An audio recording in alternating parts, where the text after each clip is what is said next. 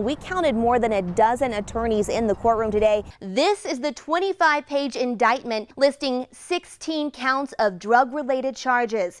You'll start by taking the breathalyzer and then clasping down on the ends to activate the crystals inside. And this is what a lot of the county looks like. Miles and miles of black charred grass, hot spots, and even bigger flames in other parts of the county that firefighters are still working to put out. The city spent millions of dollars on body cameras for police officers, but it's footage you may never see. Last year, the Lubbock Animal Shelter received more than 9,300 animals and euthanized nearly 94% of them. They just set up this caution tape. That is something they do every time there is an execution. Certain city and county officials have responsibilities like setting the tax rate.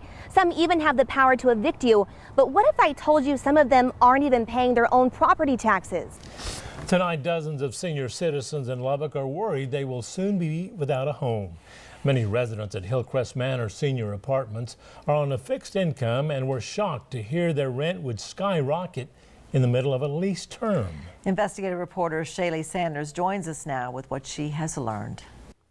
Karen and Abner, Hillcrest Manor Senior Apartments advertises that it participates in an affordable housing program. Now, while those on Section 8 will not immediately be affected by this rent hike, many others living on Social Security and disability will feel the impact in just days.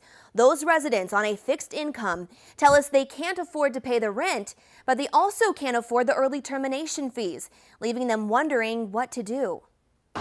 Seniors, some in their 70s, 80s, and 90s, probably never dreamt they would spend an afternoon protesting at this stage of life. But that's exactly what they did. For the day, they kissed retirement goodbye and went to work, no matter how difficult it was to get there. Lift up your legs. There you go. Across the street from the place they call home, more than a dozen residents issued a peaceful protest and a prayer. All of us out here are older people. Linda Alexander, Where are we to go? What are we to do? has called Hillcrest Manor Senior Apartments home for 10 years. They're raising people's rents ridiculously. But her address may change after learning about a rent hike scheduled to go into effect on June 1st in the middle of her lease term. It makes me very sad. Alexander, like many others, is on a fixed income. I'm living on disability only. There's others out here that are living on social security only. We just can't do it. Patty Munoz says Hillcrest plans to increase her rent by more than $150 a month, and her contract is not up until October. So a lot of us are trying to find other places to go, but we can't really do anything until our lease here is up. The apartment gave residents a 30-day notice of the rent increase, but it requires a 60-day notice if residents plan to move out. If we move out before our lease is up, we have to pay a relenting fee, and it's 85% of our rent. Which means many of these residents can't afford to stay, but they also can't afford to leave. I don't know what the answer is. I just don't know what the answer is. The KCBD Investigates team went through the lease agreement for one tenant, and it states, no rent increases or lease changes are allowed before the initial lease term ends, except for those allowed by special provisions by a written addendum or amendment signed by you and us. David Putman's father and in-laws live here at Hillcrest. Putman says he was there when his dad signed the lease and was shocked when his father called him about this notice. It states that Hillcrest participates in the low-income housing tax credit program, and his apartment is subject to the maximum allowable rent limits governed by the U.S. Department of Housing and Urban Development. Rents are based on the area median gross income, and due to this review, rent would be increased. From $635 to $782, and that increase is going to happen before the expiration of the lease term. My dad did actually sign the addendum. Now, when I went to sign the paperwork with him and take care of everything, that addendum was not presented to us at that time. Apparently, that addendum was given to my father later. I just wish the property had allowed us to be involved with that so that we could have our attorneys review that as we did with the lease. Putman also says some residents who renewed a lease before this notification also received this letter stating the new rental rate would be guaranteed for the entire lease term. So my question here is, which one of the documents overrides the other? Is it the letter or is it the addendum? I mean, there's just so many documents. It's a little hard to follow.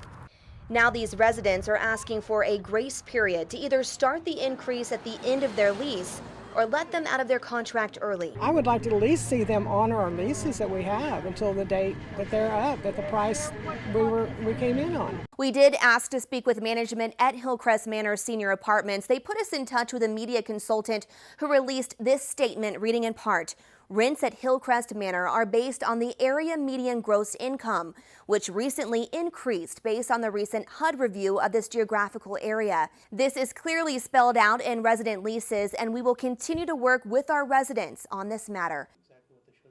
It's a phone call Texas Tech Police Chief Kyle Boneth will never forget. How many times had you received a phone call like that? I have never had to deal with an officer shot in the line of duty. What's your initial thought? My first thought was for the family, because we knew we had a family that was in El Paso. And then, the next thought is for the department as a whole. On October 9th, 2017, Boneth learned one of his officers, Floyd East Jr., was shot and killed inside the police department. The student police believed to be responsible was on the run. This is a place of operation, and when this becomes a crime scene, how does that impact an investigation? Since the suspect had not been located and was in the wind, we had locked down dispatch, so I think to this day they still regret that they weren't able to get out, try to help. According to officials, Officer East was shot at 7:44 p.m. At 9:26 p.m., the suspect, Hollis Daniels, was taken into custody. He remains in the Lubbock County Detention Center charged with capital murder of a peace officer, along with a federal charge of possession of a stolen firearm. The number one question is how did Hollis Daniels get that gun from the dorm room into the police department? And what's being done to make sure that that can't happen again? Our officers conduct themselves in a professional manner. Everything that should have been done was done. This is a very unique situation that I think once trial comes will be made more clear. There's only one person that can tell you how that occurred with absolute certainty, and that's the suspect himself. If you could say one thing to Hollis Daniels right now, what would it be? I have nothing worthwhile or productive to say to the suspect. What about to Officer East's family? They are a member of our family. They will always be a member of our family, and we're going to do all we can to ensure that they know that. 1 year has passed. Does it feel like just yesterday? So much occurs. When you reopen the wounds to talk about it, it feels like yesterday. Students created a makeshift memorial for the officer who made the ultimate sacrifice. Now, a year later, the entry hallway to the Texas Tech Police Department is lined with tributes from all over the country, thanking East for his service. And while officers will never forget, they continue to put on the uniform to protect the community. Officer East died serving. I was there at Memorial Circle when the students organized. It was a touching tribute. Obviously, I was touched then. Thinking of it now, I get touched again. It created a family atmosphere at Texas Tech that I think pulled our department together, let them understand that they were supported, that they probably have never seen or witnessed, before. And I think they feel that on a day-to-day basis more so. So unfortunately, from that sacrifice came out, I think, a lot of growth and a lot of understanding between both the students and the department. Shaley Sanders, KCBD, News Channel 11.